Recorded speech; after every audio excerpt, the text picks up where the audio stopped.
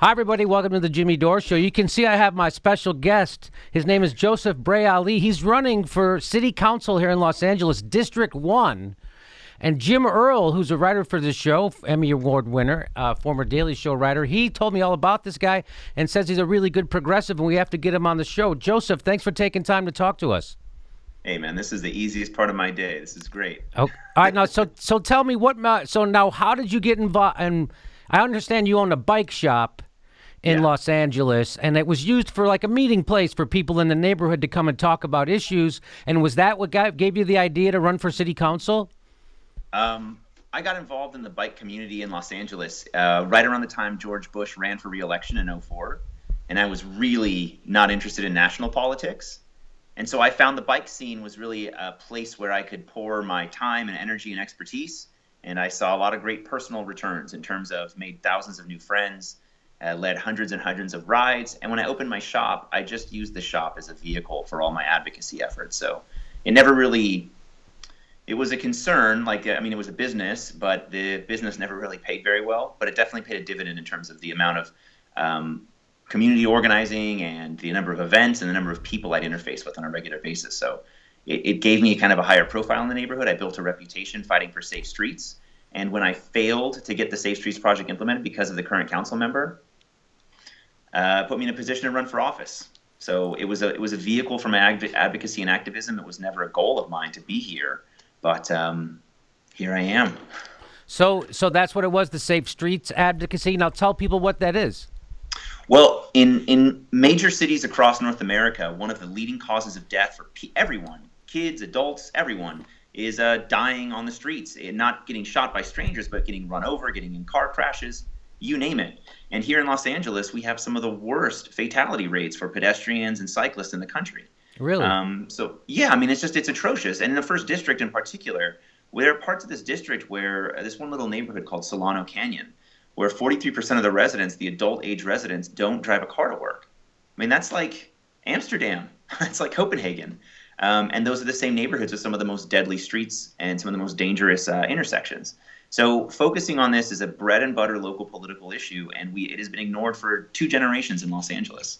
So that's a big part of why I found that was my cause. That was my little policy ghetto. So and the problem, what was the problem? Why wouldn't they? What did the Safe Streets proposal entail that they didn't want to do? I mean, I'll just say this, because there's a whole story about that, and we could relitigate it here. Open the case up again. But what drove me to run for office is that I went through within my neighbors, hundreds of my neighbors and thousands of people in the neighborhood, a process, right? We're constantly told this. There's a process. Oh, you want to put in a park bench? There's a process. Fill out this permit. Go to this meeting. 7 years, $2 million for a $200,000 project. The process. One phone call in 2014 from the council member, and everything was canceled. Because for us, there is a process. And for the powerful and for the wealthy and for the connected, there is only the raw power. And that is why I'm running for office, is that we are fed this baloney line over and over again in this city. Process. Oh, you want a development. You don't want a development. You wanted this. You wanted that. Oh, yeah, well, it's in the works. Give it time. But one phone call, and it can stop all of that. I mean, this was a plan that had been approved by the full city council. It had been funded and designed and was going to go to construction to bid. And it was just cut off like that. And so the reason why I had to stop what I was doing and take a year and a half to get to this point was, what am I doing? What am I advocating for? It's like begging mommy and daddy for a shiny red bicycle at Christmas, as opposed to being an adult and going out and earning it. And that's what I'm trying to do, is to earn it. Instead of begging the powerful to do the right thing, I think it's time that we took power as a neighborhood and did the right thing. We didn't have to beg anyone in power to do that. No. And that's really what made me get to this position. Joe, the way the world works, especially in democratic politics, is that you elect people who give lip service to populism, and then they take money from corporate donors, and that's the policies they institute, and you just wait for crumbs. That's what's supposed to happen, Joe. So I don't know. You're being very rude to the system. Very naive. I know. The guy I'm running against has won. What's his name? Is that Gil Cedillo? That's right. And so now is that the guy who canceled the project, or was that someone else? No, it's Gil Cedillo. Yeah, he canceled the project. And with so a now, phone call. and can you tell me quickly why you think he did that? Spite Spite of who? You of me. personally? Yeah, specifically of me. What? My dad, in 2013, when he was running for office, my dad went and knocked on doors for Gil Cedillo, donated to his campaign. And my dad's worked in Sacramento for a number of years. And he was able to convince my dad to convince me to let him come and use my bike shop as like a setting for some campaign photographs. And I signed a waiver. And at some point in that photo shoot, he took a photo next to me and then ended up using that on a billboard. Well, unfortunately, I didn't endorse the guy. So I put banners in my window and told everyone I supported the other guy. And from that moment forward, I had disgraced the Don, Don Cedillo. So no matter what I did, no matter how many people have died on this street, I had, upset the mafia boss for the neighborhood. And so it didn't matter. And people have died. It's like having a staircase that people keep falling off of. And I'm standing on the corner going, we should put a handrail on the staircase. And, he just keeps watching bodies fall off that staircase, people getting injured and dying. It doesn't matter because it's about political retribution and about sending a message to any of his would-be rivals that this is what he will do to you and your cause. So your proposal for safe streets, how can you gauge the support it has in the community? It's about 50-50. It's about 50-50. Yeah. It's not like it was a slam dunk by any means. No, tell me, Joe, why would someone be against it? There's a lot of ideas about what normal is in America. And for most people in America, normal is not, taking a bike and commuting into downtown or commuting to the LA River and into Burbank. So there's just a lot of that. People just hate anyone who's not normal doing their commuting. And it's the same with walking. Nobody walks in LA. That's a very deep cultural meme here. So anything that would even visibly take the automobile from the topmost position in all of our transportation planning ticks a lot of people off. And, I'm not going to pretend like it was the best proposal ever, but it was 7 years of hard-fought community work. Thousands of people engaged in a discussion and a debate. And I don't think it was the best project, but it was the best we could get out of the system following this corrupt process. And it's like that with our city planning. It's like that with the management of our parks. You just go down the list. It's just like you said. Gil Cedillo has won the phone book of endorsements from the Democratic Party and the so-called left wing. And yes, 2 days ago, he accepted $65,000 in money from Chevron. Our revolution endorsed this guy. What? Our revolution endorsed this guy. What? Our revolution endorsed this guy who just took Chevron money? $65,000. He has all these people on the so-called left standing up and swearing on a stack of Bibles he's the greatest thing ever. Chevron has endorsed him. He's raised 60% of his money from the real estate industry, from the big corporate developers. So, Joe, why do you think so? Did the people from Our Revolution contact you for an interview before they decided? Oh, hell no. We tried for months to get in touch with them. They want nothing to do with me. Who would be the person? It's just like the public employee unions. We tried for months to contact them. They don't want to talk to me. It's just like the people from all these, at least the political action committee that represents LA's oil and gas companies and hoteliers and all the big businesses. They gave me a chance to plead my case in front of them as to why I'd be a better representative for their interests. And I clearly wasn't. They chose him as well. Are you? I told the gas companies that I did not believe that polluting oil wells belong within 1,000 feet of residences, and we have one here in South Los Angeles in this district. And I said, look, I have major problems with that. People are getting nosebleeds, they're getting thyroid cancer, they have high rates of asthma, migraine headaches for years that never end. Maybe we shouldn't be drilling oil within 1,000 feet of people's houses. And the incumbent clearly feels differently. And as a result, the money has flown where the money has flown. The real question is, this is the Democratic Party. This isn't Texas. This isn't Oklahoma. This is the most liberal district in the liberal left of Los Angeles. And we have a corporate Democrat who's running for office.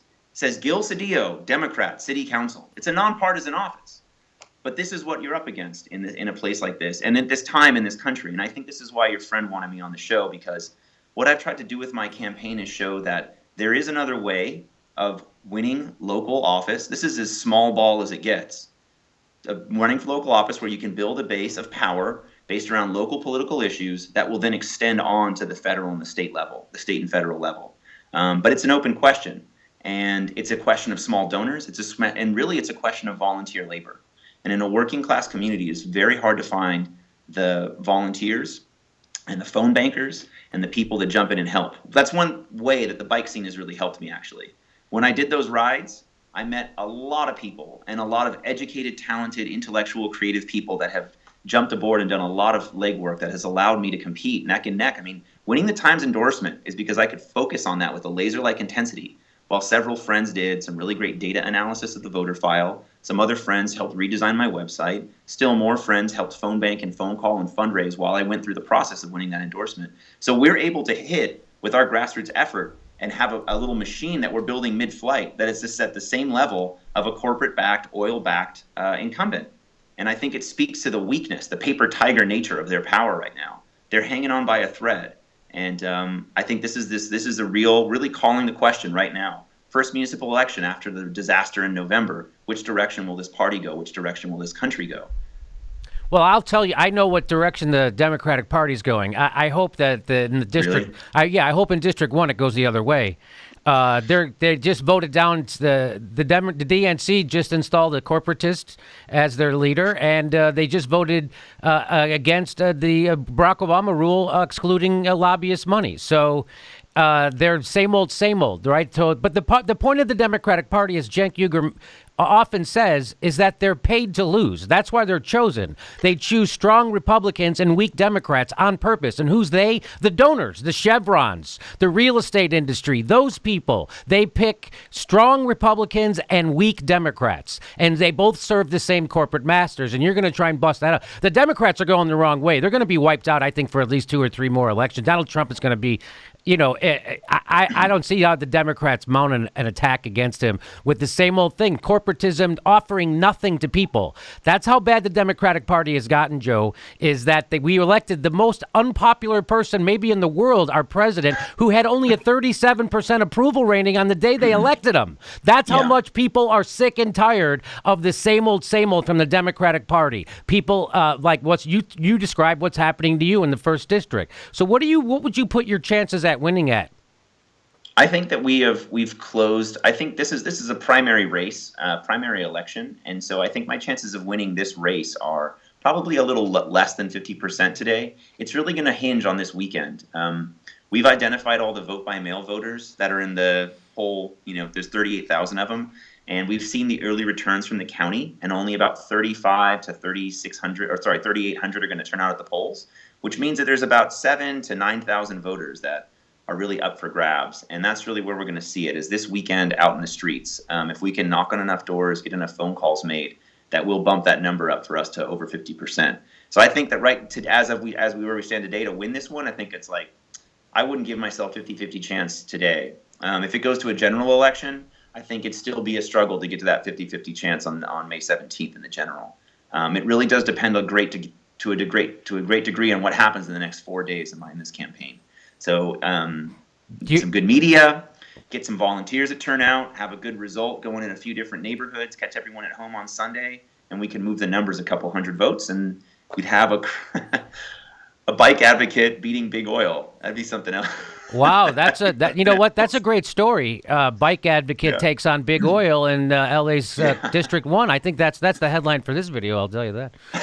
So, well, listen, Joe, I really appreciate you taking time. I wish you all the luck. It's always good to, we're progressive media. Hey, have you been contacted by the Justice Democrats, or have you contacted them? No, I can't. I have to say, we've been through so many different questionnaire and endorsement processes that doesn't ring a bell. Okay, but there are 80 clubs, I think, in the county. The Justice Democrats, a brand new organization started by the Young Turks, Cenk Uygur, and Kyle Kulinski, and some people from Bernie's campaign. Awesome. So what their idea is to no corporate money, and they're about primarying corporate Democrats. That's why they call themselves Justice Democrats. So I'll try to give them a heads up about you, and maybe they can help you out somehow. So listen, what is your website? Oh, it's easy. My first name, Joe, Joe, and then the number 4, then the word CD, like cat and dog, and then 1, joe4cd1.com. It's First Council District. My name's Joe, joe4cd1.com. Yeah. Joe for CD1. And where's your bike shop? So when I'm driving, It's located in Cypress Park, 90065. 90065 Cypress Park. Okay. All right. Well, because it sounds like that's a community meeting place a lot of times, correct? Yeah. I mean, it's in the neighborhood of Cypress Park, but it's Cypress Park there's a lot of neighborhood meetings there all the time. Okay. All right. Well, listen, Joe, best of luck, and thanks for taking time to talk to us. And you have any rallies coming up this weekend? Oh man, tonight there's going to be a punk rock show on my behalf, which is what you do, I guess, when you're a grassroots leftist candidate. You have a punk rock benefit in Cypress Park, about a mile from the doors of my old shop. And then this weekend we're just doing a ton of stuff, getting out the vote, running around like crazy. If we get through the primary on Tuesday, there's going to be a big party in the neighborhood, and then we got a ton of meet and greets planned because we've got to go back to all those small donors and say, hey, pal, you got another $20, you got another $50, and that's really what's gotten us to this point. And take a few days off, maybe take the train to the west side, come back on the expo line, and then hit it hard for a month and a half, 2 months. Okay, Joseph Bray-Ali running for LA District 1 here in Los Angeles. And he's a real progressive. He's a bike rider fighting the oil companies, a bike advocate fighting the oil companies. Good for you, Joe. Take care. We'll talk to you. We'll talk to you after the election. Hey, man, I can't thank you enough for this opportunity. Thank you. Take care. Hey, the next live Jimmy Dore show is March 4th. That's a Saturday. Get your tickets right below. The next one after that is March 20th. The shows sell out really fast, so get your tickets right now. Links right there.